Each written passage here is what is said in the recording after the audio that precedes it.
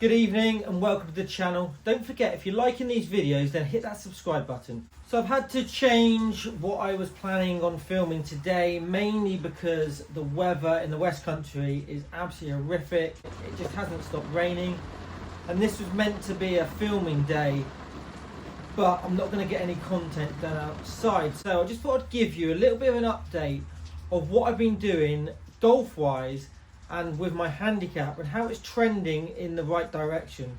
So I don't know if you remember, for those long-term viewers, you remember I did a series called Destination Scratch, and I built a number of videos around the idea or the plan to try and get my handicap down one shot off one handicap, then back down to scratch, with the ultimate aim of trying to play in open qualifying and playing in some more sort of national and more prestigious sort of county events, and also hopefully with an intention of playing in some England events as well. And you probably know now that that was actually really unsuccessful, and I felt the pressures of filming and trying to create content around that series, and also I had a number of issues with my golf game. My handicap rose up to 5 and it was almost trending in the wrong direction, and Destination Scratch could almost become destination double digits. So for 2025 I sort of binned off the series and sort of just finished it, but with the intention of maybe restarting it at some stage, maybe in 2026. But I did a video and I just sort of explained that I was going to concentrate on filming YouTube content, and my handicap, I wasn't going to concentrate as much on trying to lower that. But secretly and deep down, I was trying to get it down to what I believed was more to my ability, or more, and a more respectable handicap. And I've actually sort of achieved that this year so far.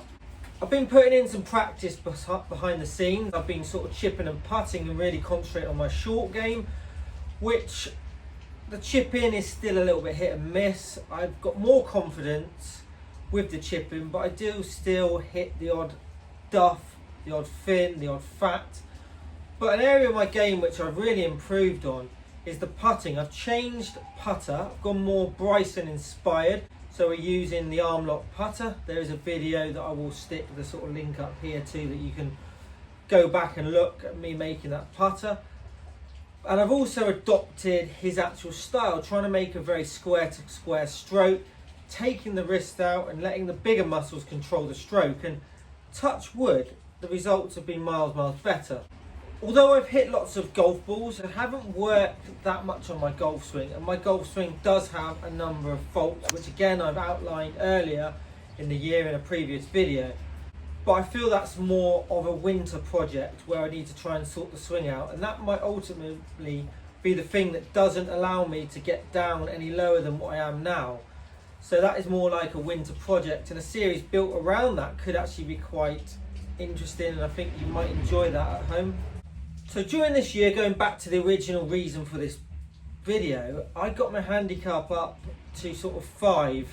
Didn't get it up on purpose obviously, but my handicap rose to 5, which meant round Churston off the summer card, off the back tees, I was playing to 6 handicap. However, and I will put some scores up here now just to show you, I've become a lot more consistent. My scores have been lowered, and my handicap has actually come down now to 2.6, and I've got now 3 or 4 opportunities to further decrease that score with scores I'm knocking off and non-counting for handicap, so it's almost like 4 free hits. So the good thing for me that a lot of these scores have been in competition. In fact, I don't think there's any actual general play rounds in the last sort of 10 rounds of golf, and I've had a couple of decent finishes in competition, namely the Riviera Championship at Torquay. I went back there, I came 3rd, although miles behind the winner, who you'll probably recognise the name. I came tied 2nd with another person that you'll recognise the name, losing just on the back 9. But I was really pleased with that particular round, and it did bring my handicap down slightly, but to be able to do it in a competition was really pleasing.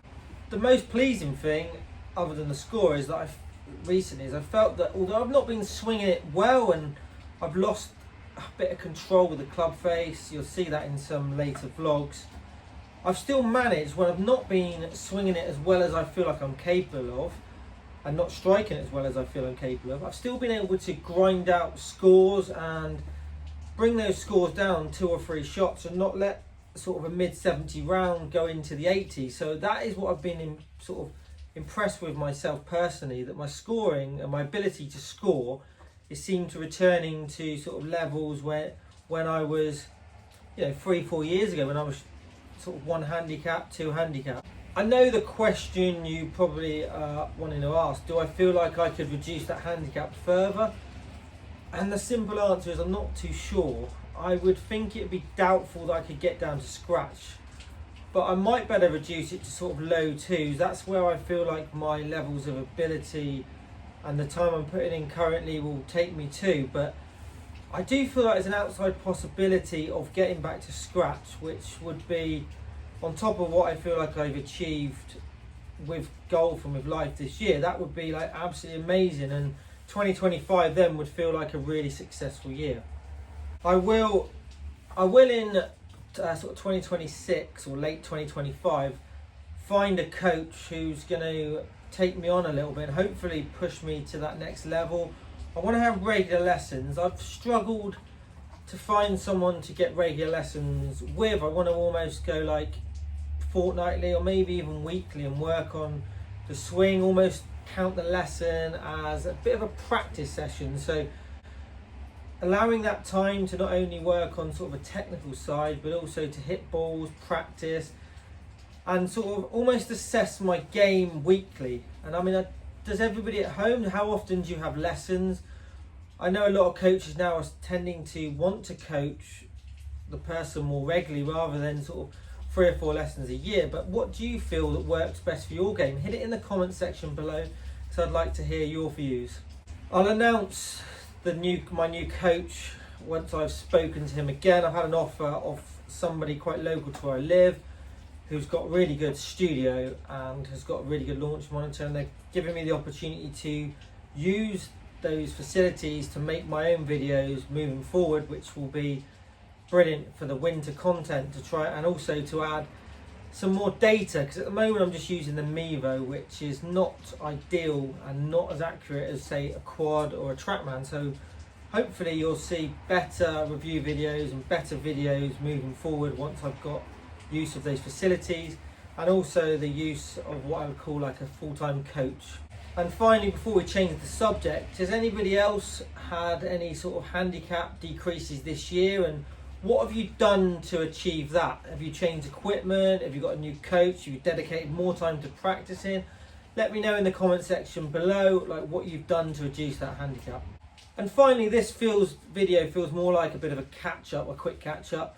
I've been appearing recently on quite a few channels. You might have seen on social media that I will be appearing on channels shortly, which I think is important to get my face out and about, and hopefully that will push more people towards this channel and ultimately grow my channel. So I did some filming at Crediton last week with Big Swing Golf. So I think that's coming out in sort of the next 3 or 4 weeks. That's quite a fun vlog.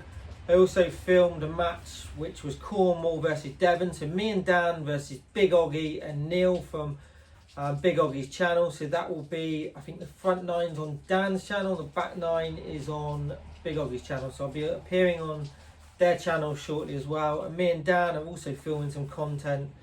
Once you watch this, I will be in France, so we're filming some content mainly for Dan's channel. So there is lots of exciting stuff coming up. Hope you're enjoying the channel. And don't forget, if you don't subscribe, then please consider hitting that subscribe button, and also tell a friend about the channel and hopefully get them involved, because the more the merrier.